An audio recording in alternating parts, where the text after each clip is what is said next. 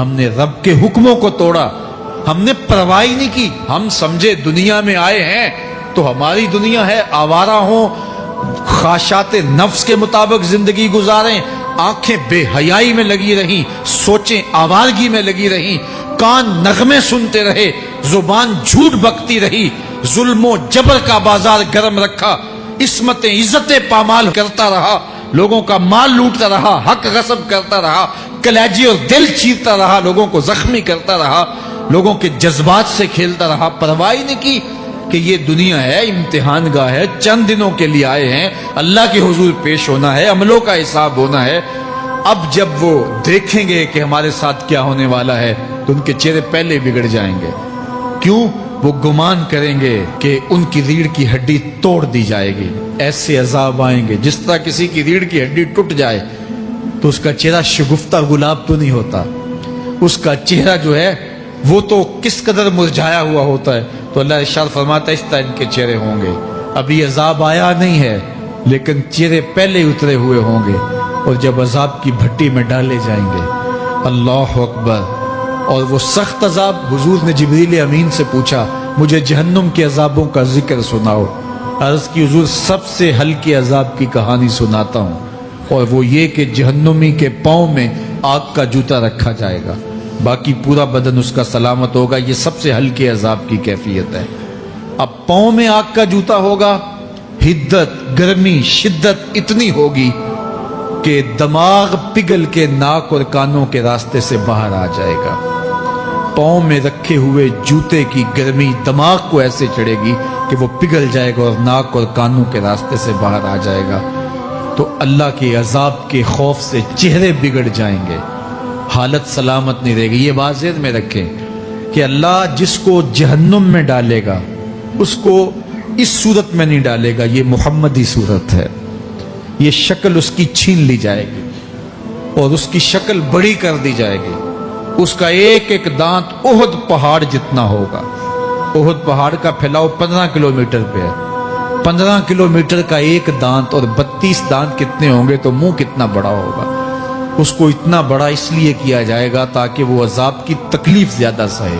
70 گز موٹی کھال ہوگی، اور کھال جل جائے گی تو اللہ قرآن میں فرماتا ہے ہم نئی کھال دے دیں گے تاکہ عذاب کی تکلیف اس کو گوارا کرنی پڑے۔ پھر چیخے گا، چلائے گا، ہائے مجھے پانی دو، پانی دو، پیاس کی شدت ہے۔ 70 سال تک تو اس کی کوئی آواز ہی نہیں سنے گا۔ 70 سال کے بعد داروغہ جہنم چیخ کر کہے گا کیا مانگتا ہے؟ وہ بولے گا مجھے پانی چاہیے۔ کہا جائے گا تو بے بھی ملتا ہے پانی۔ پھر داروغہ جہنم اسے پانی دے گا، کوکا کولا کی بوتل دے گا یا پیپسی تھما دے گا یا منرل واٹر کی بوتل دے گا؟ نہیں، قرآن بتاتا ہے اسے مائے حمیم دیا جائے گا، کھولتا ہوا پانی، اور وہ اتنا گرم ہوگا جب پینے کے لیے چہرے کے قریب کرے گا اس سے اٹھتی ہوئی بھاپ کی وجہ سے چہرے کی کھال ادھڑ کے اس کے اندر گر پڑے گی، لیکن اس کے باوجود اس کو پینا پڑے گا۔ اللہ فرماتا ہے یہ دنیا ہی سب کچھ نہیں ہے، سمجھ لیا یہی سب کچھ ہے، آخرت کو بھول گئے، صبح اٹھے کام پہ چلے گئے، شام آئے آوارگی میں چلے گئے، صدائیں آتی رہی حی علی الصلاۃ حی علی الفلاح، کوئی پرواہ نہیں کی، نہ پیشانیوں نے سجدے کیے، نہ سوچوں میں پاکیزگی آئی، زندگی یوں گزار کے چلے گئے۔ ایسے نہیں، کہا ایک وہ ہوں گے جن کے چہرے شگفتہ گلاب ہوں گے، ایک وہ ہوں گے جن کے چہرے بگڑے ہوئے ہوں گے۔ اللہ اکبر، کلا اذا بلغت التراقی، یہ تو قیامت کا منظر ہے نا، قیامت سے قبل بھی ایک منظر ہے، اللہ اس منظر کو بھی بیان کر رہا ہے۔ کلا اذا بلغت التراقی، ہاں جب جان گلے کو پہنچ جائے گی۔ اے انسان تیرے اوپر وہ گھڑی بھی آنے والی ہے، وہ وقت بھی آنے والا ہے جب سانس اس ہنسلی میں اٹک جائے گا، جب سینے سے بھی سانس اوپر چلی گئی، اب ڈاکٹر بھی لا علاج قرار دے رہے ہیں کہ اب علاج نہیں رہا ہے، جان بس اب نکلنا چاہ رہی ہے، اور کہا جائے گا کوئی جھاڑ پھونک والا بلاؤ۔ اب ڈاکٹروں نے تو جواب دے دیا، اب سانس اٹک گئی گلے میں، چند لمحوں کی مہمان ہے۔ اب ڈاکٹروں نے کہا اب ہماری جانب سے لا علاج ہو گیا، اب لے جاؤ اس کو گھر، یا وینٹیلیٹر پہ ڈال دیتے ہیں اس کو، بس اب ہماری جانب سے کوئی اس کا علاج نہیں ہے۔ اب گھر والے روتے ہیں، کہتے ہیں کوئی جھاڑ پھونک والا لاؤ، کوئی دم والا لاؤ، شاید وہ کوئی دم کرے تو اس کی جان میں جان آ جائے۔ ڈاکٹروں نے تو لا علاج قرار دے دیا۔ وَظَنَّ عَنَّهُ الْفِرَاقُ، اللہ فرماتا ہے یہ تو جھاڑ پھونک والے کو ڈھونڈ رہے ہیں، لیکن جس کی سانس یہاں اٹکی ہے وہ سمجھ گیا ہے اب موت آ گئی ہے، اس کو یقین ہو گیا ہے کہ اب موت کے لمحے آ گئے ہیں، اب میں بچ نہیں پاؤں گا، اب آنکھیں تاڑے لگی ہوئی ہیں۔ وَالْتَفَّتِ السَّاقُ بِالسَّاقِ، پنڈلی پہ پنڈلی چڑھ رہی ہے۔ جب موت آ جاتی ہے تو پھر پنڈلی سے پنڈلی لپٹ جاتی ہے، اس کو پھر جدا کرتے ہیں اور جدا کر کے دونوں انگوٹھے باندھ دیتے ہیں تاکہ پنڈلی کے اوپر پنڈلی نہ چڑھے۔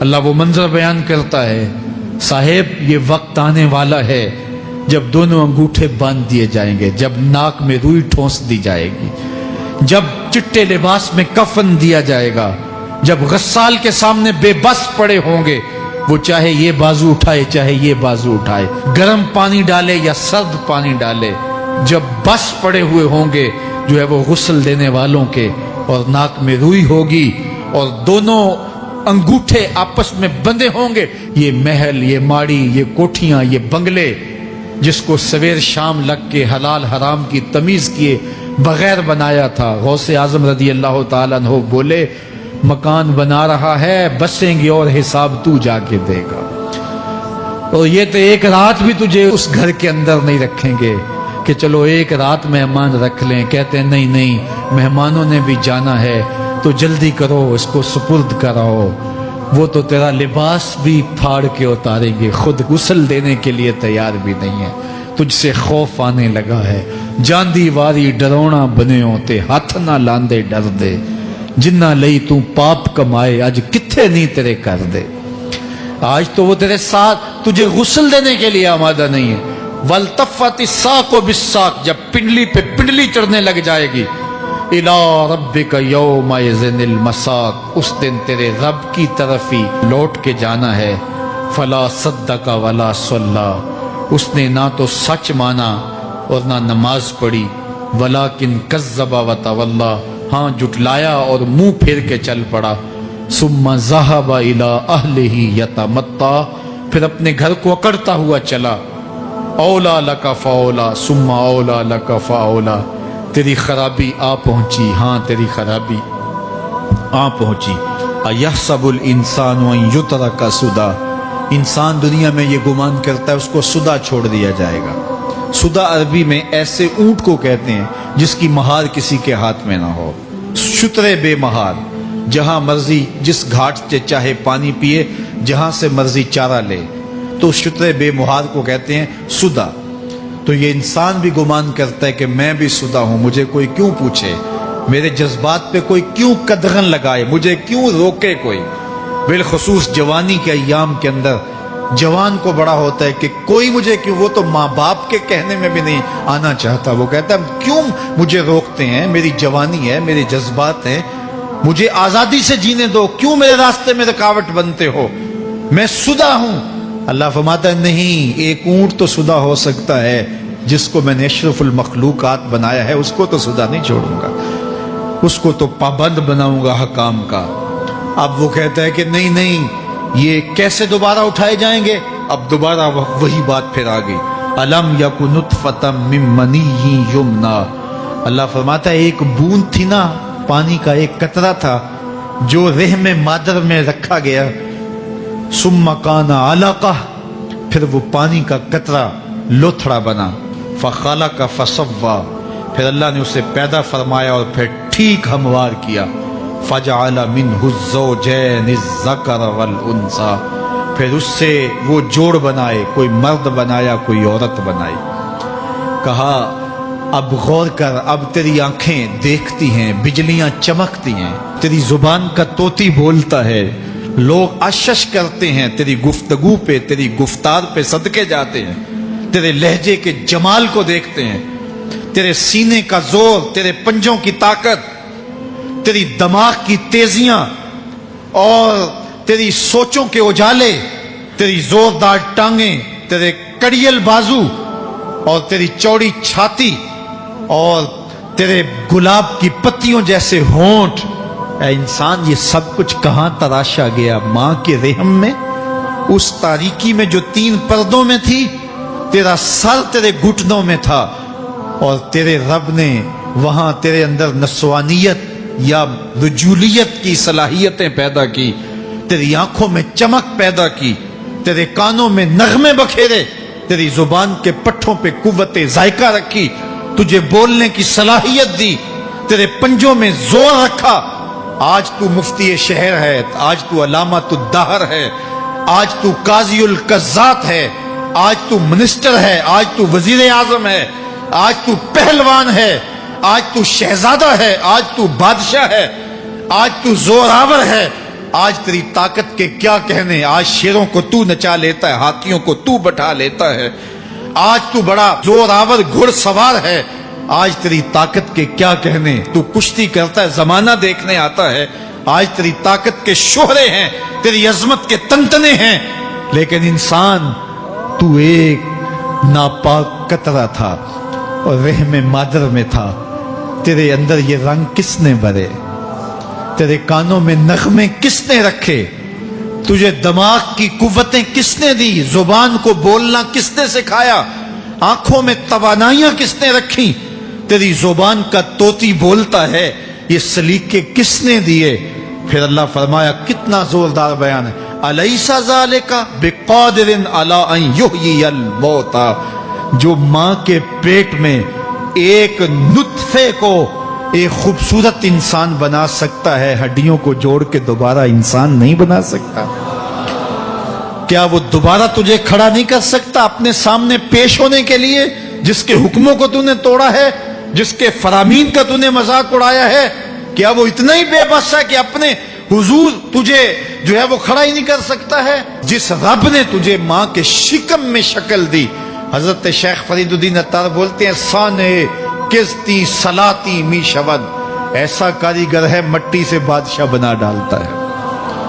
اس نے مٹی سے دارا و سکندر بنائے، اس نے مٹی سے جو ہے وہ رستم و سہراب بنائے، اس نے مٹی سے کیا کیا بنا دیا، جو مٹی سے بادشاہ بنا سکتا ہے، جو نطفہ رحم مادر سے جو ہے وہ شکل اور صورت اور رنگ اور جمال بنا دیتا ہے۔ تیری صورت نکھرتی ہے، تیرے ہونٹ گلابی ہیں اور تیری نرگسی آنکھیں ہیں، تیرے ریشمی بال ہیں اور تیری خوبصورت رنگت ہے، تو چال چلتا ہے تو لگتا ہے قیامت چل رہی ہے، تیرا قد رانا جو ہے وہ صنوبر کو شرماتا ہے، تیری گفتار کے تنتنے ہیں۔ جس نے اتنی خوبصورت شکل ماں کے رحم میں بنائی، کیا وہ ہڈیوں کو جوڑ کے دوبارہ انسان نہیں بنا سکتا؟ وہ دوبارہ انسان بنائے گا اور پھر تجھے اپنے حضور کھڑا کرے گا۔ اور ایک حدیث میں آتا ہے، اللہ بندے کو اپنے حضور کھڑا کرنے کے بعد اپنے سامنے سے ہٹنے نہیں دے گا جب تک 5 سوال نہیں پوچھ لے گا۔ ان عمرہ ہی فیما افنا ہو، اس کی عمر کے بارے میں پوچھے گا، کہاں ضائع کی؟ میں نے تجھے زندگی دی، 60 سال 70 سال 40 سال 50 سال، اس زندگی کو کہاں گزار کے آیا ہے؟ ان شبابہ فیما ابلا ہو، اس کی جوانی کے بارے میں پوچھا جائے گا، جوانی کہاں گزار کے آیا ہے؟ مجنوں تو نہیں بنا رہا، خواہشات کا اسیر تو نہیں ہو گیا، دیوانوں کی طرح زندگی تو نہیں گزار کے آ گیا؟ تیری جوانی کسی چوک میں تو نہیں گزری، تیری جوانی آوارگی میں تو نہیں گزری، ساری رات سوشل میڈیا کے اوپر گندگی اور غلاظتیں تو نہیں دیکھتا رہا؟ تیری زندگی گزری کہاں ہے؟ تیری جوانی گزری کہاں ہے؟ اگر کوئی جواب نہ ہوا تو پھر کیا جواب دے گا؟ اور وہ کتنا خوش نصیب ہوگا جو کہے گا، مالک میری جوانی سجدوں میں گزری، میری جوانی قیام میں گزری، میری جوانی رکوع میں گزری۔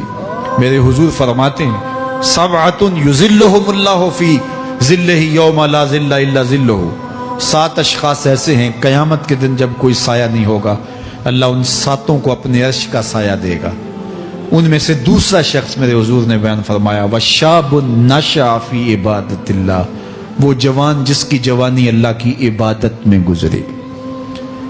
جوانوں، اپنی زندگی کو مالک کی دہلیز پہ لے آؤ۔ جوانی وہی ہے جو مالک کی چوکھٹ پہ گزرے۔ اپنے دل کا تعلق جوڑو، عشق کرنا ہے تو پھر آمنہ کے لال سے کرو۔ محبت کا رشتہ ان سے جوڑو، تعلق کا ربط ان سے قائم کرو، جوانی کو دین کی راہ پہ ڈالو۔ اللہ اکبر۔ سنو میرے حضور کا فرمان، انا حبیب اللہ، میں اللہ کا حبیب ہوں۔ پھر فرمایا الشاب التائب حبیب اللہ، جو جوان جوانی میں توبہ کرے وہ بھی اللہ کا حبیب ہے۔ آؤ اللہ کے حبیب بن جاؤ، اللہ کے حبیب بن جاؤ، اللہ کے حبیب بن جاؤ، اللہ کے محبوب بن جاؤ۔